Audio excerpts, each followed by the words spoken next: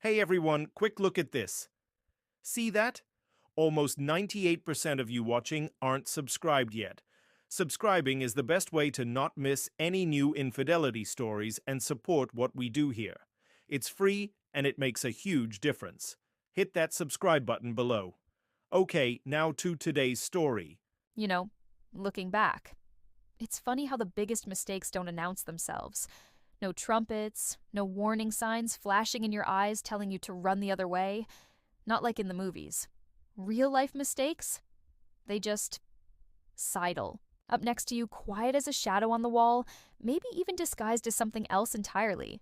Something innocent, kindness, concern, maybe just loneliness. Mine arrived on a Tuesday afternoon, smelling faintly of chalk dust and cheap cologne. His name was Carl, and everything changed after that. It wasn't supposed to be like this. My life had settled into a rhythm, you see. Predictable, maybe a little dull, if I'm being honest with myself. Abigail Davison, that's me. 38 years old, though sometimes I felt older, much older. Divorced for 5 years now, amicably, mostly, if such a thing truly exists. David just faded out of my life like an old photograph left in the sun. No big drama, just a slow leak of affection until there was nothing left to patch up. We didn't have children. That was a quiet ache I carried around, a room in my heart I kept locked. So, my life revolved around the school, Northwood High. Not the best school, not the worst. Just a place. I wasn't exactly teacher of the year material, not like some of the bright sparks fresh out of college. I worked mostly as a support teacher, helping kids who were falling behind, especially in English, reading, writing, trying to untangle Shakespeare, or just get them to string a proper sentence together. It wasn't glamorous, but it was mine. It gave my days shape, structure. I liked the routine, the bell schedule, the smell of floor wax and old books, even the low hum of teenage chatter in the hallways. It was a world I understood, mostly. I had my small apartment, my cat, Mittens. Don't laugh, I was lonely. And my evenings usually involved grading papers, a frozen dinner, and maybe a British crime drama on TV. Exciting, right? But it was safe, contained. After the quiet, crumbling of my marriage, safe felt pretty good. I wasn't looking for complications. Lord knows, I thought I'd had enough of those. Then Carl landed in my remedial English group, Carl Jensen. He wasn't like the others who usually ended up there, the ones who genuinely struggled with the basics or just didn't care. Carl was smart. You could see it behind his eyes, even when he was slouching in his chair trying to look bored. He was 17, all sharp angles and restless energy, like a colt not quite sure what to do with its long legs. He had this way of looking at you, direct and unsettling, like he was trying to figure out the puzzle pieces inside your head. Most kids his age avoided eye contact or just stared blankly. Not Carl. He saw things. He wasn't a bad kid, not really. Just adrift. His grades were slipping across the board, not just in English. There were whispers about trouble at home. Father left, mother working 2 jobs. The usual sad story you hear too often in schools. He was quiet in class, rarely spoke up unless I called on him directly. But his writing, when he bothered to turn it in, it had something. A spark. A raw, messy honesty that hinted at depths he kept hidden. He wrote about feeling trapped, about wanting something more, though he couldn't quite articulate what that more was. It resonated with a part of me I kept locked away, the part that also felt stuck. Because he showed that potential, and because his guidance counselor expressed concern, I offered him extra help. Tutoring sessions after school twice a week, Tuesdays and Thursdays. Just an hour in my classroom. Standard procedure. Completely normal. I'd done it dozens of times before with other students. Clear boundaries, focus on the work, essays, grammar, comprehension. That was the plan. The first few sessions were fine. Awkward, maybe. He was quiet, mumbled his answers sometimes. I'd point out comma splices, we'd work through a poem, I'd try to draw him out about the themes. He had insightful things to say when prompted, surprising observations about characters feeling isolated or misunderstood. Sometimes there'd be these flashes of connection, a shared chuckle over a ridiculous metaphor in a text, a moment, where his explanation of a character's motive was sharp and clear. Small things, tiny cracks in the professional wall. I found myself looking forward to those sessions, breaking the monotony of my quiet evenings. It felt good to connect, to feel like I was maybe making a tiny bit of difference for this one kid who seemed to be drowning silently. I told myself it was just professional satisfaction, the reward of teaching, helping a bright mind find its footing. That's what I told myself. But there was something else too, a flicker of something I hadn't felt in years. Since before David, maybe. It wasn't anything specific, not then. Just an awareness. An awareness of him as not just a student, but a person. A young man, already carrying the weight of the world on his shoulders. An awareness of myself, too. Not just Mrs. Davison, the helpful teacher, but Abigail, a woman who hadn't felt truly seen in a very long time. It was a dangerous flicker, like static electricity building up in a dry room. You don't notice it at first, until it discharges, until that tiny, unexpected spark jumps the gap, and suddenly everything is charged, humming with a tension you never saw coming.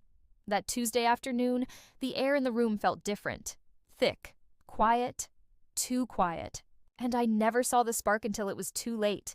It was just supposed to be another tutoring session, just another hour, just helping him with Faulkner. God, Faulkner, all that Southern Gothic intensity. Little did I know, my own little drama was about to unfold right there under the dusty fluorescent lights of room 21B, the kiss itself. It was over before it truly registered. A collision, almost. Unexpected, fumbling, not like anything cinematic or romantic, just wrong. A brief, shocking pressure, a startling warmth, and then the recoil. Mine, instantaneous, like touching a hot stove. I scrambled back in my chair, the plastic legs scraping loudly against the linoleum floor, the sound echoing in the sudden, awful silence. He just stood there, frozen for a second, his eyes wide with something I couldn't read. Surprise? Fear? Confusion? Maybe all three. Then he looked down, a flush creeping up his neck, grabbed his backpack from the floor and mumbled something unintelligible, something that might have been sorry or maybe just gotta go. And then he was gone. The door clicked shut behind him, leaving me alone in the suffocating quiet of room 21B. I didn't move for a long time. Couldn't. My heart was hammering against my ribs like a trapped bird. My face felt hot, then cold. Nausea rose in my throat. All I could hear was the buzzing of the overhead fluorescent lights and the frantic pounding in my own ears. What just happened? The question ricocheted around my skull. It felt unreal, like a scene clipped from someone else's life, accidentally spliced into mine. A teacher, a student, a kiss. The words themselves felt dirty, forbidden. How could this happen? How could I let this happen? My mind raced, replaying the moments leading up to it. Were there signs I missed? Did I lean in too close when explaining that passage from Faulkner? Was my encouragement somehow misinterpreted? Or was it him? A confused teenage impulse. A cry. For attention. My thoughts tangled. A messy knot of blame shifting back and forth. Part of me screamed it was my responsibility. My failure to maintain the professional distance. Another, smaller, desperately scrabbling part wanted to believe it was just a bizarre, isolated incident. A moment of adolescent confusion that meant nothing. But it felt like it meant everything. It felt like a line had been crossed. A boundary, shattered, and the pieces were scattered all around me on the dusty classroom floor.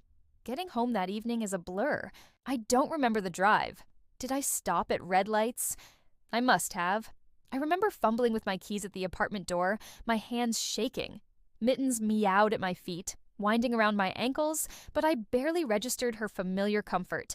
I didn't turn on the TV, didn't heat up a frozen dinner. I think I just sat on the edge of my sofa in the dark, staring at the wall, the scene replaying itself over and over. The look in his eyes, the scrape of the chair, the click of the door. Shame washed over me in cold waves. Shame and a thick, choking guilt. What had I done? Even if I hadn't initiated it, hadn't I created the environment? Wasn't I the adult, the one in charge? Sleep, of course, was impossible. Every time I closed my eyes, I saw his face, felt that fleeting, inappropriate warmth. I tossed and turned, the sheets tangling around me like accusations. When dawn finally broke, gray and unforgiving, I felt exhausted, raw. Looking in the mirror was an ordeal.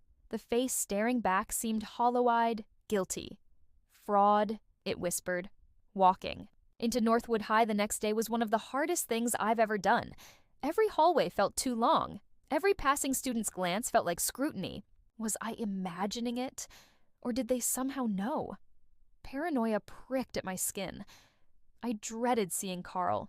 What would I say? What would he say? Would he act like nothing happened? Or would there be something? An awkwardness? A knowing look? My stomach twisted at the thought. I found myself scanning crowds, heart leaping into my throat every time I saw a tallish figure with dark hair, only to breathe out shakily when it wasn't him. My classes that day were a disaster. I fumbled with my notes, lost my train of thought mid-sentence. My voice sounded strained, unnatural. I tried to focus on lesson plans, on discussions about symbolism or sentence structure. But my mind kept drifting back to room 21B, back to the silence after the kiss. I felt disconnected from my students, from my role. How could I guide them, advise them, when I felt so utterly lost myself? When I was harboring this secret? This awful, heavy thing lodged in my chest. I avoided the teacher's lounge, eating a packed sandwich quickly at my desk, desperate to avoid small talk, worried my guilt was somehow written all over my face. The worst moment came during third period. I was walking down the main hall, heading towards the library, and I saw him. Carl, standing by his locker, talking to a friend. He looked up, and our eyes met for just a fraction of a second across the bustling corridor. There was a flicker of something. Recognition, maybe embarrassment, before he quickly looked away, turning back to his friend with forced casualness. My own gaze darted away just as fast. My heart pounded. That brief, charged non-interaction confirmed it. It wasn't nothing. It had happened, and it hung there between us, unspoken, unseen by anyone else, but as solid and suffocating as a wall. The rest of the day passed in a similar haze of anxiety and avoidance. Thursday's tutoring session loomed. Would he show up? Did I want him to show up? I didn't know. All I knew was that the safe, predictable rhythm of my life was gone. Replaced by this constant humming dread, the echo of that one stupid, catastrophic moment. That night, Wednesday night, was worse than the one before. Knowing I'd seen him, knowing he'd seen me, and that silent mutual acknowledgement of it. It solidified the whole thing, made it undeniable. The shame wasn't just a feeling anymore. It felt like a physical coating on my skin, greasy and cold. I kept thinking about Thursday, tutoring day, room 21B, the scene of the incident. Would he come? What would I do if he did? What if he didn't? Each possibility felt like a different kind of trap. My stomach churned constantly. Food tasted like cardboard. Sleep came in fractured, nightmare-ridden bursts. I'd wake up gasping, heart pounding, the image of his startled face flashing behind my eyelids. Thursday arrived like a sentence being handed down. The school day felt like wading through thick mud. Every interaction was strained. I jumped when my classroom phone rang. I avoided making eye contact with colleagues, convinced they could somehow sense my turmoil. The hours crawled by. Seventh period ended, the final bell rang, and the knot in my stomach tightened until I felt I couldn't breathe. Students poured out into the hallways, laughing, shouting, blessedly oblivious. I walked slowly, deliberately, towards room 21B. Part of me hoped he wouldn't be there. Part of me needed to face it, to try and reset things, pretend it never happened. Foolish, I know. I sat at my desk, arranging papers I didn't need to arrange, staring at the clock on the wall. 3:15 p.m. 3:20 p.m. The minutes ticked by with agonizing slowness. Each footstep in the hallway outside made my head snap up, heart leaping. But none of them stopped at my door. 3:30 p.m., 3:45 p.m. By 4 p.m., it was clear. Carl wasn't coming. He wasn't coming to tutoring. He was avoiding me just as much as I was terrified of seeing him. And somehow, his absence felt worse than a confrontation. It left the thing hanging, unresolved, festering in the silence between us. It confirmed that the line had been crossed, and things couldn't just go back to normal. The quiet in that room felt heavier than ever before, filled with unspoken words, with the ghost of that moment. I packed my bag numbly. Walking out of the school building that day, I felt untethered. The secret wasn't just a burden anymore. It was an anchor dragging me down, and the chain was cutting into my soul. How could I keep teaching? How could I stand in front of kids, talking about honesty, about consequences in literature when I was living this lie? Every smile I managed felt fake. Every encouraging word I offered felt hypocritical. The loneliness I'd felt before seemed like a pleasant vacation compared to this gnawing isolation. I couldn't tell my sister. She'd worry herself sick or judge me harshly. Couldn't tell a friend. Who could possibly understand without recoiling? The thought of telling David, my ex-husband, was laughable and horrifying all at once. The secret was mine alone, and it was eating me alive from the inside out. The breaking point didn't come with a crash, but with a sickening lurch. It was Friday morning. I was standing by the coffee machine in the staff room, trying to appear normal, when Mrs. Gable, one of the veteran history teachers, started talking about maintaining professionalism, about how crucial boundaries were, especially with teenagers testing limits. She wasn't talking about me, of course. She was just making a general observation about some minor student issue. But her words hit me like stones. Boundaries, professionalism, limits, everything I had failed at. I felt dizzy. The cheap coffee I'd just poured sloshed over my hand, burning hot, but I barely felt it. I mumbled an excuse and fled, locking myself in a bathroom stall, my breath coming in ragged gasps. I couldn't do it anymore. I couldn't live like this, jumping at shadows, carrying this corrosive guilt. The fear of the secret coming out was slowly being overtaken by the sheer, unbearable agony of keeping it in. Maybe telling someone in authority wouldn't fix it, but it would stop the hiding. It would lance the wound, even if the process was painful. It wasn't about being noble. It was about survival. I couldn't breathe with this thing inside me any longer. My legs felt like lead as I walked towards Mr. Henderson's office. The principal? He was a fair man generally. Stern but fair. Seen it all, probably. Or so I hoped. My hand trembled as I knocked on his door. His secretary looked up, surprised to see me looking so undone, I suppose.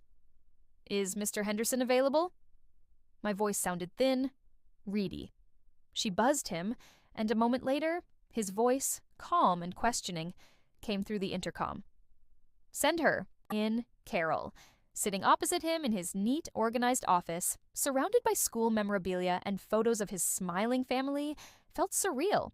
He asked me what was wrong, his expression shifting from mild curiosity to concern as he took in my appearance.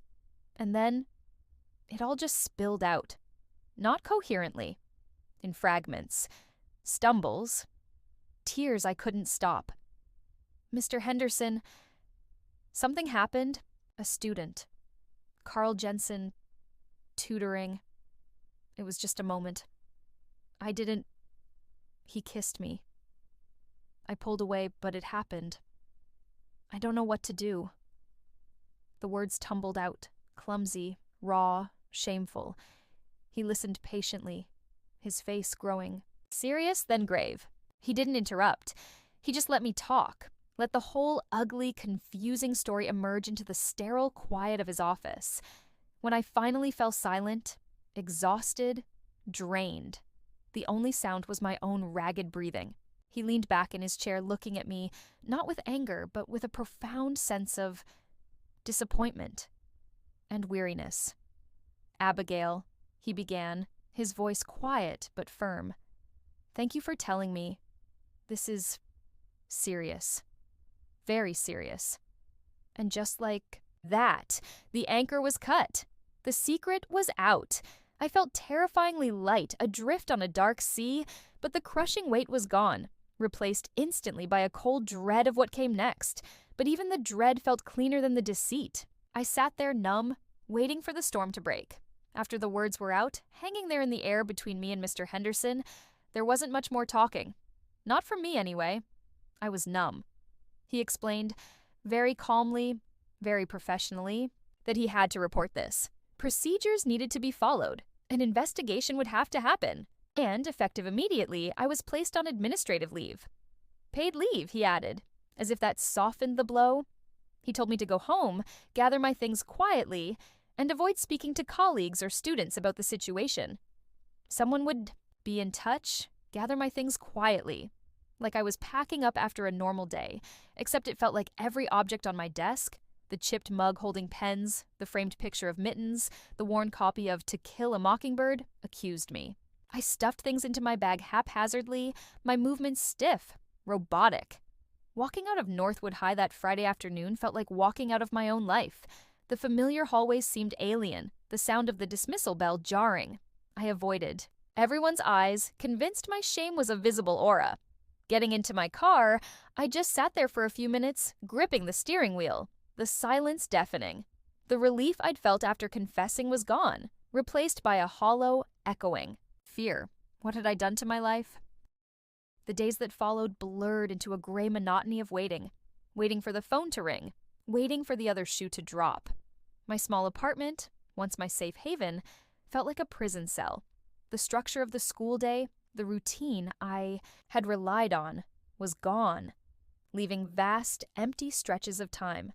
Time filled only with my own circling thoughts, regrets, and anxieties. I couldn't read, couldn't watch TV. The silence was filled with replays of the kiss, the confession, Mr. Henderson's grave face. I'd wander from room to room, picking things up, putting them down. Mittens seemed confused by my constant presence, my listlessness. Sometimes I'd just sit by the window, watching people walk by on the street below, living their normal lives, and wonder how I drifted so far off course. Who was Abigail Davison now? If I wasn't Mrs. Davison, the teacher, the one who helped kids with their essays, who graded papers late into the night, who was I? The question echoed in the enforced quiet. I was forced to look at myself, stripped of my professional identity, and I didn't like what I saw.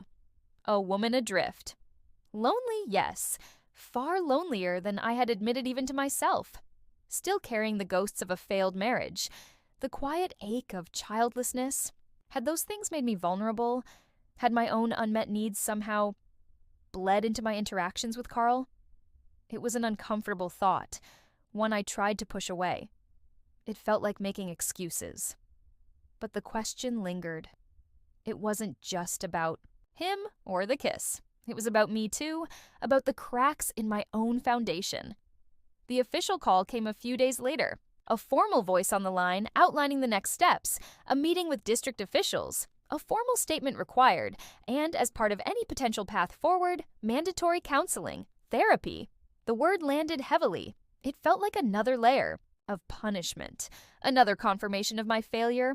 Having to dissect my feelings, my mistake, with a complete stranger? The thought was mortifying, but it wasn't optional. It was part of the package. Face the consequences, Abigail, all of them. My first therapy session was awkward, terribly so. Dr. Evans, she introduced herself as Sarah, had a calm demeanor and a relentlessly neutral office. Beige walls, abstract art that looked vaguely unsettling, a box of tissues placed strategically on the small table between us. I felt exposed, defensive. I answered her initial questions curtly. Yes, I understood why I was there. No, I didn't really want to talk about it. She didn't push, just waited patiently, creating a space that felt both safe and intensely uncomfortable. She asked me about the incident, not in an accusatory way, but gently probing. How did I feel before it happened? What was going through my mind during the tutoring sessions? What did I feel now? I tried to give clipped, factual answers, but she kept circling back to the feelings, the loneliness, The sense of connection I'd mentioned, however fleeting. The guilt, the shame. It was like peeling back layers of bandages from a raw wound. Painful. Necessary, maybe, but agonizing. I found myself resisting, wanting to shut down, to retreat back into the silence.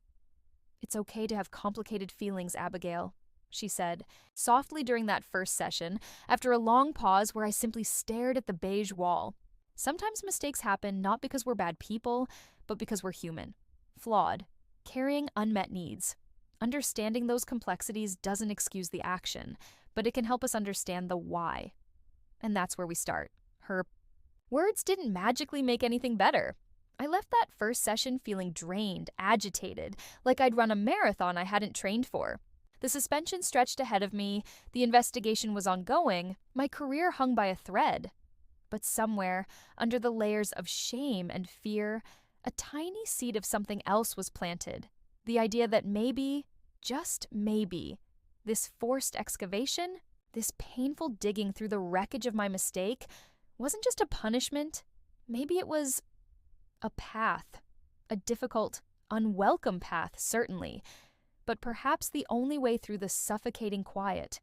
The journey felt impossibly long, but for the first time, I sensed I had taken the smallest, most tentative step onto it. Those therapy sessions with Sarah, Dr. Evans, they weren't magic.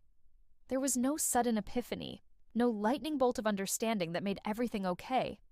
It was slow, grueling sometimes, like chipping away at granite with a tiny chisel. We talked about boundaries, obviously. Not just the clear line between teacher and student, but the fuzzier ones within myself. The line between kindness and emotional entanglement, between professional concern and personal need. I had to stare, long and hard, at my own loneliness, at the quiet desperation that had settled into my life after the divorce, after the silent acceptance that motherhood wasn't in my cards. I thought my little routine, my cat, my job, were enough to keep it contained. But loneliness can seep out in unexpected ways if you don't acknowledge it, if you don't find healthier outlets. It can make you seek connection, validation, in places you shouldn't. It was painful work admitting that my own vulnerabilities played a role. It felt at first like blaming myself all over again, but Sarah helped me see the difference between explanation and excuse. Understanding why I might have been susceptible didn't make the kiss okay. It didn't lessen my responsibility for allowing the situation to become compromised, for not recognizing the warning signs in myself, in the intensity of those tutoring sessions. But it did make me human. Flawed, yes. Deeply flawed, but understandable. And it showed me where I needed to rebuild, where the cracks in my own foundation were. The investigation ran its course. Statements were taken. People were interviewed. It was a humiliating clinical process. In the end, the consequences were significant. A lengthy suspension without pay, mandatory ongoing counseling, a permanent mark on my professional record. There were moments I thought my career was over, that I'd never be trusted in a classroom again, and maybe part of me deserved that. But eventually, after what felt like an eternity of uncertainty and introspection, I was conditionally allowed to return. Not to Northwood High, to a different school, in a different district, starting almost from scratch under supervision. It wasn't a triumphant return, it was a humbling, probationary second chance. Returning to teaching, it was different. I was different. The experience didn't just leave scars, it fundamentally changed my perspective. I'm more guarded now, yes, more rigorously professional about maintaining those clear lines. The safety and well-being of students feel more critically important than ever, precisely because I understand how easily things can go wrong when boundaries blur. But it's not just about building higher walls. It's also about seeing more clearly, understanding the complexities churning beneath the surface, in students and in myself. Recognizing vulnerability in others and in myself, not as something to exploit or ignore, but as something requiring careful, ethical consideration. I learned that guilt, while necessary perhaps, isn't a productive place to live long term. It paralyzes. Responsibility, though, Accepting responsibility for your actions, for your part in things, that's empowering. It means you acknowledge you had agency, you made choices, and you can make different choices going forward. It's about learning, not just stewing. And I learned that secrets fester. Bringing things into the light, however painful, is almost always better than letting them rot in the dark. Confession wasn't just an ending, it was a terrifying, necessary beginning. So, here I am. Still teaching, trying to make amends through careful, conscious work. Still putting one foot in front of the other. Some days are harder than others. The memory doesn't vanish. It's a part of my story, a chapter I wish I could rip out. But I can't. Instead, I have to carry it, integrate it, let it inform the person I am now. And the person I am now is stronger, I think. More self-aware, more realistic about my own flaws, but also more compassionate, perhaps, towards the struggles of others. Struggles I might have dismissed or overlooked before. It's a strange thing to say, but that awful mistake, the worst detour of my life, forced a kind of growth I never would have chosen but desperately needed. It taught me about the intricate dance of human emotions, about the unexpected ways loneliness can manifest, about the profound importance of accountability, and about the surprising resilience of the human spirit. Mine included. We stumble. We fall. Sometimes we fall hard, and we take others down with us. But the falling doesn't have to be the end of the story. It's what we do afterwards, how we own it, how we learn from it, how we choose to get back, up and try to do better. That truly defines us. There's potential for growth even in the darkest chapters. There's hope, even when it feels impossibly far away. It's a quiet hope, a cautious one, but it's there. That's my story, or part of it, anyway. It's not easy to share, but keeping it locked inside didn't help anyone, least of all me. Maybe someone hearing this needed to hear it. Maybe you've navigated something complex, a mistake that changed things, or felt the weight of a secret. I don't know. But I'd be interested to hear your thoughts if you feel comfortable sharing them. What does this bring up for you? Perhaps leave a comment below. It helps, sometimes, just knowing you're not entirely alone with these complicated human experiences. Thank you for listening.